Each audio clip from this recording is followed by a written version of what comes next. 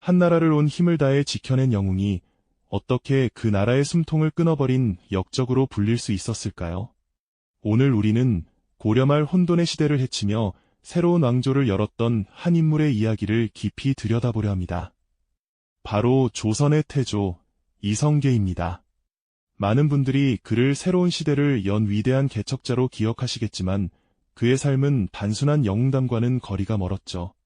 오히려 피와 배신, 그리고 냉혹한 권력의 본질이 얽히고 설킨 잔혹한 투쟁이 연속이었다고 말할 수 있습니다. 우리가 알고 있는 태조 이성계라는 이름 뒤편에는 한 인간으로서 감당해야 했던 깊은 고뇌와 숨막히는 정치적 암투가 자리하고 있었습니다. 그는 과연 어떤 선택을 해야 했고 그 선택의 대가는 무엇이었을까요? 이성계라는 인물이 마주했던 수많은 희생과 그가 걸었던 길의 진실을 함께 파헤쳐보는 시간을 가져보려 합니다. 이 이야기는 단지 과거의 기록이 아니라 권력을 향한 인간의 욕망과 그 속에서 피어나는 비극이 시대를 초월해 어떤 모습으로 반복되는지 보여주는 거울이 될 겁니다. 자, 그럼 그 거울 속으로 함께 들어가 보실까요? 고려의 변방, 북쪽 땅에서는 늘 여진족의 침략이 끊이지 않았고 남쪽 바다에서는 왜구들이 쉴 새 없이 창궐하며 백성들의 삶을 짓밟았습니다. 그야말로 바람 잘 날 없는 위태로운 시대였죠. 이런 절체절명의 순간마다 언제나 가장 먼저 전장으로 달려나가 나라를 지켜낸 이가 있었으니 그가 바로 이성계 장군이었습니다. 그는 용맹함과 탁월한 지략으로 수많은 전투에서 혁혁한 공을 세웠습니다. 황산대첩에서 왜구를 섬멸하고 동북면의 여진족을 토벌하며 고려의 국경을 굳건히 지켜냈죠. 그의 이름 앞에는 늘 백전백승의 명장, 나라를 구한 영웅이라는 수식어가 따라붙었습니다. 백성들은 굶주림과 약탈 속에서도 이성계라는 이름 석자에 한 줄기 희망을 걸고 있었습니다.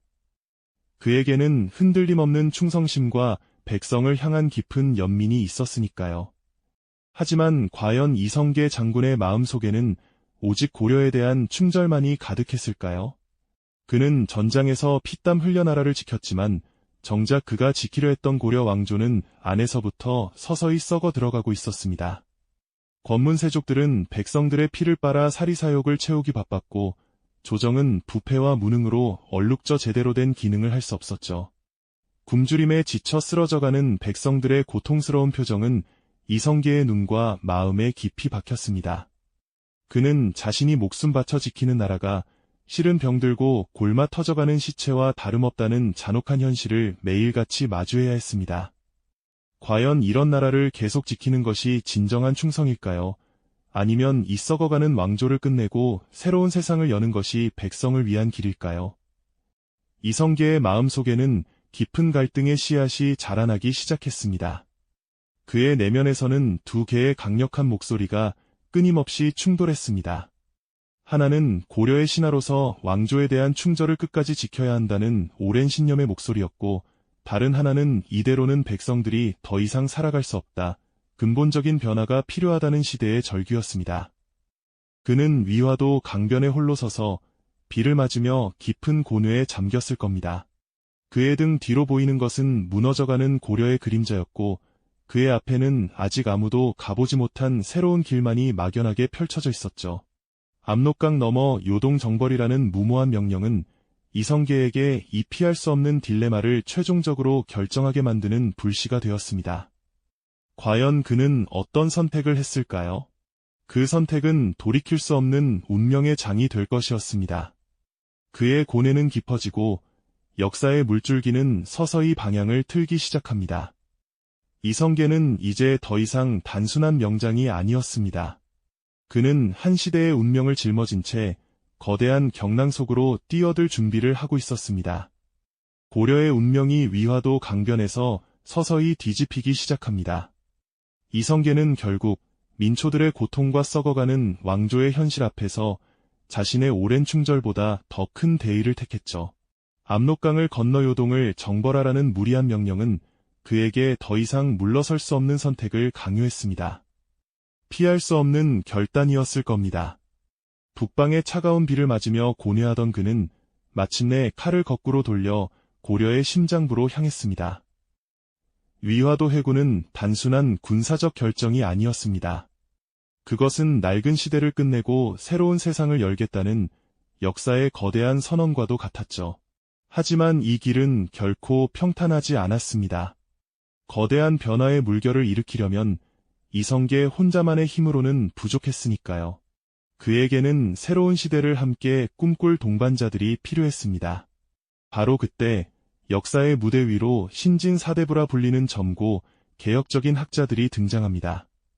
정도전, 권근, 조준 같은 인물들이 대표적이었죠. 이들은 낡은 체제에 얽매이지 않고 오직 백성을 위한 새로운 나라를 꿈꾸던 지식인들이었습니다. 부패한 권문세족이 사리사욕을 채우는 동안 백성들이 굶주리는 현실을 더 이상 좌시할 수 없다고 생각한 그들은 고려의 뿌리 깊은 패단을 꿰뚫어보고 대안을 제시할 비범한 통찰력을 지녔습니다.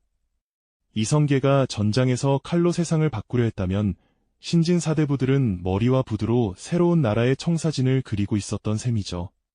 이들은 이성계에게서 자신들의 이상을 현실로 만들어줄 강력한 지도자를 보았습니다. 이성계 또한 자신의 군사적 힘을 뒷받침하고 새로운 국가를 설계할 정치적, 사상적 기둥이 절실했고요. 그렇게 이 기막히게 조우하게 된 것이죠. 정도전과 이성계는 밤늦도록 은밀히 만나 백성을 근본으로 삼는 민본주의와 능력에 따른 인재 등용, 그리고 토지제도 개혁 등 미래 국가의 핵심 가치들을 구체적으로 논의했습니다. 낡은 고려 왕조를 완전히 해체하고 새 왕조를 세우는 것을 목표로 삼았기에 고려의 뼈대부터 바꾸지 않고서는 근본적인 개혁이 불가능하다고 판단했던 겁니다. 이성계를 중심으로 한 이 혁명 세력은 빠르게 정치적 힘을 키워나갔습니다. 이화도 회군으로 실권을 장악한 이성계는 우왕과 창왕을 폐위하고 공양왕을 옹립하며 고려 왕실을 허수아비로 만들었습니다. 구세력의 반발도 거셌습니다. 고려의 오랜 기득권을 지키려는 권문세족과 왕조에 충성하려는 보수 세력들은 이성계와 신진 사대부들을 역적으로 규정하며 맹렬히 저항했죠. 조정은 매일같이 살얼음판을 걷는 듯 개혁 세력과 보수 세력 간의 치열한 대결로 가득했습니다. 이는 낡은 시대를 지키려는 자들과 새로운 시대를 열려는 자들 사이에 피할 수 없는 운명적인 충돌이었죠. 특히 이 대결의 중심에는 고려에 대한 충절을 금과 옥조처럼 여기던 포은 정몽주가 있었습니다. 그는 이성계와 오랜 친분을 유지했던 백성들의 존경을 받던 대학자이자 충신이었죠. 정몽주는 썩어가는 고려를 개혁해야 한다는 점에서는 신진 사대부들과 뜻을 같이 했지만 왕조를 뒤엎고 새 나라를 세운다는 급진적인 생각에는 단호히 반대했습니다. 그는 어떻게든 고려라는 틀 안에서 문제를 해결하려 했고 이성계 세력의 역성혁명 시도를 막기 위해 온 힘을 다했습니다. 그의 확고한 충심은 이성계와 정도전에게 가장 큰 걸림돌이었습니다. 정몽주가 살아있는 한 고려 왕조를 완전히 끝내고 새 나라를 세우는 것은 불가능에 가까웠으니까요. 결국 새로운 세상을 열기 위한 혁명의 설계자들에게 고려의 충절을 상징하는 정몽주는 반드시 넘어야 할 마지막 산이었습니다. 이성계와 신진 사대부들은 정몽주를 여러 차례 회유하려 했지만 그의 뜻은 추호도 흔들리지 않았습니다. 오히려 그는 이성계 세력을 제거하고 고려를 지키기 위한 마지막 노력을 기울였죠. 서로의 대의가 충돌하며 오랜 친구이자 동지였던 그들의 인연은 이제 파국으로 치닫고 있었습니다. 피할 수 없는 운명의 그림자가 한반도를 짙게 들이우고 있었죠. 지난 이야기에서 우리는 낡은 고려를 지키려는 정몽주와 새로운 나라를 꿈꾸는 이성계, 정도전 세력의 피할 수 없는 대결을 마주했습니다. 오랜 친구이자 동지였던 그들의 인연은 이제 파국으로 치닫고 있었죠. 권력의 냉혹한 본질과 함께 이성계가 겪어야 했던 가장 비극적인 선택이 지금부터 펼쳐질 것입니다. 고려 왕조의 마지막 보루였던 정몽주는 썩어가는 나라를 개혁해야 한다는 점에서는 신진 사대부들과 뜻을 같이 했습니다. 하지만 왕조 자체를 뒤엎는 역성혁명에는 결코 동의할 수 없었죠. 그는 오직 고려라는 틀 안에서 문제를 해결하려 했고 이성계 세력이 꿈꾸는 새 나라 건설을 막기 위해 모든 힘을 쏟았습니다. 그의 확고한 충심은 새로운 세상을 설계하던 이성계와 정도전에게 가장 큰 걸림돌이었습니다. 고려의 충절을 상징하는 정몽주가 살아있는 한 그들의 혁명은 결코 완성될 수 없었을 테니까요. 그들은 정몽주를 여러 차례 설득하고 회유하려 애썼지만 그의 뜻은 마치 흔들림 없는 바위처럼 확고했습니다. 오히려 정몽주는 이성계 세력을 제거하여 고려를 지키기 위한 마지막 몸부림을 치고 있었으니 서로의 대의가 정면으로 충돌하며 피할 수 없는 비극적인 결말은 점점 더 선명해지고 있었습니다. 혁명을 완수하기 위해서는 고려에 대한 충심을 대표하는 정몽주를 제거하는 것 외에는 다른 길이 없다는 냉혹한 현실이 이성계와 정도전 앞에 놓였던 겁니다. 더 이상 물러설 곳 없는 대치 상황 속에서 결국 누군가는 비극적인 선택을 할 수밖에 없었고 그 잔혹한 임무는 이성계의 다섯째 아들 이방원에게 맡겨지게 됩니다. 젊고 기민하며 목표를 위해서는 수단을 가리지 않는 냉철함을 지녔던 이방원은 아버지 이성계의 오랜 친구이자 고려의 정신적 지주였던 정몽주를 제거하는 중대한 결단을 내리게 됩니다. 1392년 4월 개경의 선주교. 빗방울이 후두둑 떨어지는 스산한 날 정몽주는 병상에 있던 이성계를 문병하고 돌아가던 길이었죠. 아마도 이성계는 오랜 친구를 만나 혁명의 대의와 고려, 왕조 보존이라는 서로의 간극을 다시 한번 확인하며 깊은 고뇌에 빠졌을 겁니다. 하지만 그들의 대화가 어떤 내용이었든 이미 운명은 정해져 있었죠. 정몽주가 선주교를 건너던 그 순간 이방원이 보낸 자객들이 그를 기다리고 있었습니다. 그들은 정몽주를 향해 쇠망치를 휘둘렀고 고려의 마지막 충신은 차가운 빛 속에서 피를 흘리며 쓰러졌습니다. 선주교에 낭자하게 뿌려진 붉은 피는 단순히 한 개인의 죽음이 아니었습니다.